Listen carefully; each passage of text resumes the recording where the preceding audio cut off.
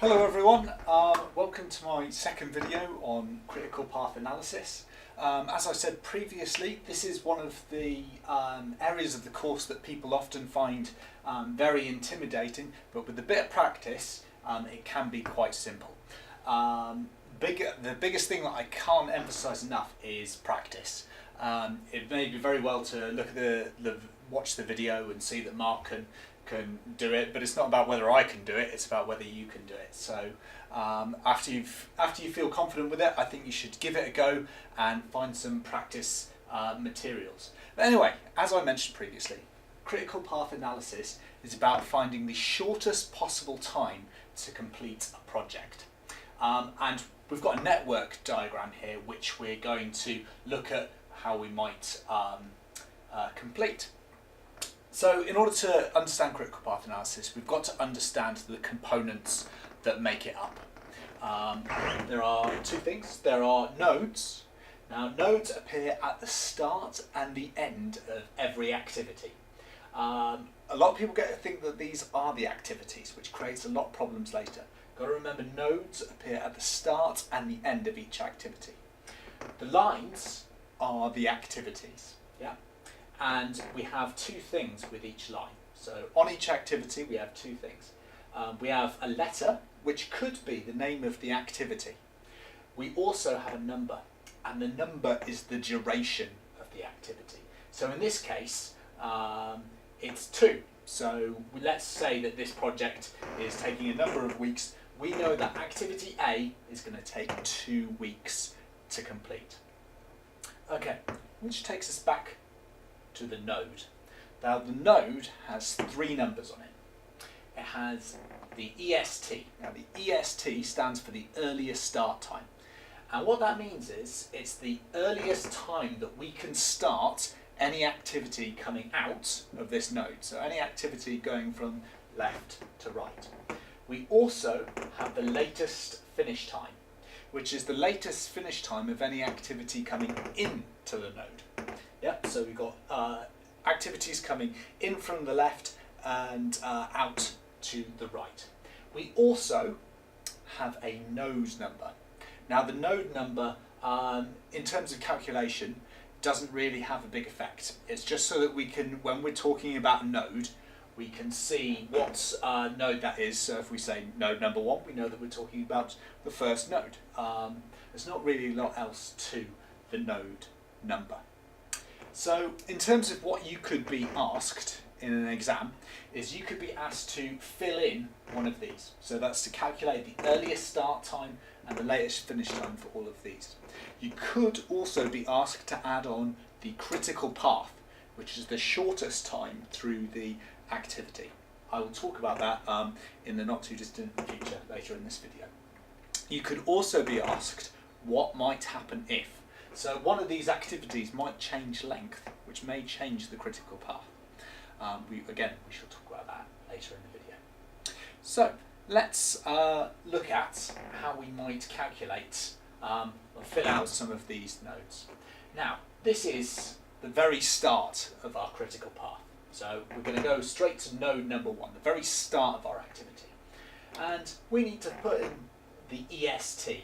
Now, the best way to calculate or to fill out the critical path diagram is to first of all calculate the earliest start times and work your way to the very end of the activity. Following that, you can calculate your latest finish times by working backwards from the final node. So we're going to start by looking at the earliest start times. Now, for our first node, our earliest start time will always be 0. Yeah. At the end of the, no time has passed when you start your critical path. So we always know that our earliest start time will be 0. Okay. So then we need to work out the earliest start times of the nodes coming out from that. So what we do to that in order to calculate, for example, node 2, the earliest start time for node 2, is that we would add on the duration of activity A. So we go to activity A, we see that activity A is 2, and we add on the 2. So we know that activity A, or the earliest start time for C and D will be 2, because we have to wait 2 weeks or 2 minutes or however long that 2 is for activity A to be completed. And we can do this one over here, so if we look at this one accordingly, we can see that activity B is 4, so therefore the earliest start time for activity E must therefore fall 4. Okay, now this is where a lot of people get a little bit confused with critical path analysis. Here we have 2 different activities coming out of node 2. So we have 2 possible items that could influence this one. Now, we've got 2 activities that are going on at the same time here, but we cannot start activity F until both activity C and D are finished. For that reason, we have to go with the longer of these 2, because it's all very well wanting to start activity F, but we can't start activity F until both C and D are finished. So therefore we're going to go with the longer time. So 2 add 4 would give us 6. Yeah. And then over here, much more straightforward, we've got our 4 at our 1 week duration, which would give us 5. And from that we can work forward. So we have 2 items going into the same node here, which is another point where people often get confused. So what we're going to do is we're going to take our earlier start times, and this is part of our calculation. So we know that this here, it could either be 9, which is our 6 here plus our 3. So 6 plus 3 equals our 9. Or it could be 7, because it could be our 5 plus 2 equals 7. Now we've got to look at these and see which one is the longer set of activities. The reason for that is we can't start activity H until both F and G are completed. So obviously 9 is the much bigger number, so we're going to have to put 9 in here. 9 is our earliest start time for this one. Okay, and then obviously going forwards, we take this EST, we add in our 2, which goes to 11. Excellent. So now we've got all our earlier start times completed for our critical path. Now we need to calculate our latest finish times. Now the latest finish time is the latest that we can finish the activity previously. Now, if our earliest start time for any activities that would follow this is 11, we know that our latest finish time for everything that's behind here is also 11. Notice that our final node, we have our EST and our LFT are identical. There's something really important about that which I will come on to when we're discussing the critical path. Okay, and now we're going to work backwards. So we're going to take this 11 and we're going to take away the duration of 2, because the latest finish time for the activities afterwards would be 9 in order for this critical path to be completed in the shortest possible time. So we're going to take 11 minus 2 will give you 9. Okay, now we've got a situation here where we're forking in 2 directions. We've got 2 separate chains of activities that can be completed at the same time. Now what we're going to do here is we are going to take our latest finish time here, and we're going to take away the 2 separate duration activities as 2 separate things. So for example, with 9 minus 2 will give us 7. And going back this way, 9 minus 3 will give us 6. Okay, so we come back to this point here. So yeah, from this point we have another option here. We've got 2 activities coming out of this node. Now what we need to do is we need to figure out which one of these is going to be the lowest, because the longest one of these will be our critical path. The reason for that is because we can't, effectively we can't start we can't start F until both of these are completed, and working backwards we will always take away the longest. So 6 minus 4 would give us 2, 6 minus 3 would give us 3, so therefore this one, the longer one, takes priority. So we're going to 2 here. And then over here at the bottom we have, we're going to take our LFT of 7 here, we're going to take away 1, which is going to give us 6. Okay. Which takes us to our final node here. Now we will go with whichever one is the lowest. So 2 minus 2 is going to equal 0. 6 minus 4 is going to equal 2. So we will end up with an LFT for our final node, or our first node in this case, of being 0.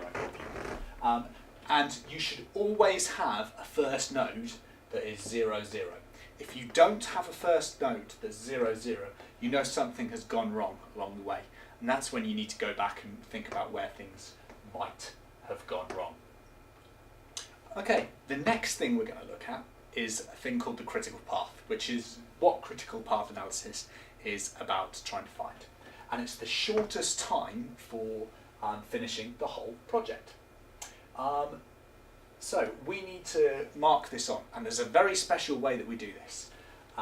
If we look at our nodes, we can see that we've got 1, 2, 3, 4, 5 nodes that have the top and the bottom number as the same. Now if those numbers are the same, we know that that node is on the critical path, or part of the things that limit the shortest possible time to complete the project. And there's a special way that we can mark on our critical path. So 0, we know it's going to be between these two, so we can mark a critical path by putting 2 lines through. Okay. Now, going forward from that, we know that 3 and 4 must be completed before we can start activity F. C and D must be completed before we complete activity F. Now, D is the longer of these two, so we mark it on as our critical path. So D is on the critical path, and C is not. Therefore, F must also be on the critical path, and H must also be. And you know that this is the critical path, because if you add 2, add 4, gives you 6, add 3 gives you 9, add 2 gives you 11. So that should equal our EST and our LFT for the final node. So that's our critical path. The other thing that you are required to be able to calculate is a thing called float time. Now, float time is the amount of spare time that there is in any single activity. And we do this by using this equation across the bottom here. So we take our latest finish time, the latest possible time that we can finish an activity. We take the duration of that activity, and so take that away from the LFT, and then also take away our EST. And that gives us how much spare time there is on that strand of the critical path. And that float time can be used so that resources can be put elsewhere. It's time where you don't have to hire your employees. That is where the business can make savings, and that's why it's really important. So I'm going to calculate the float time for 2 different examples for you. So let's start with activity E. So with activity E, we know that our latest finish time for activity E is 7. Yeah. Now this is where a lot of people get confused, because they think that the activity is the node. No, the activity is the line. So it's really important that you get that right at this stage. So our latest finish time for activity E is 7. So this is our activity E latest finish time. Our duration is 1. Yeah. And our earliest start time, so earliest start time for activity E will be 4.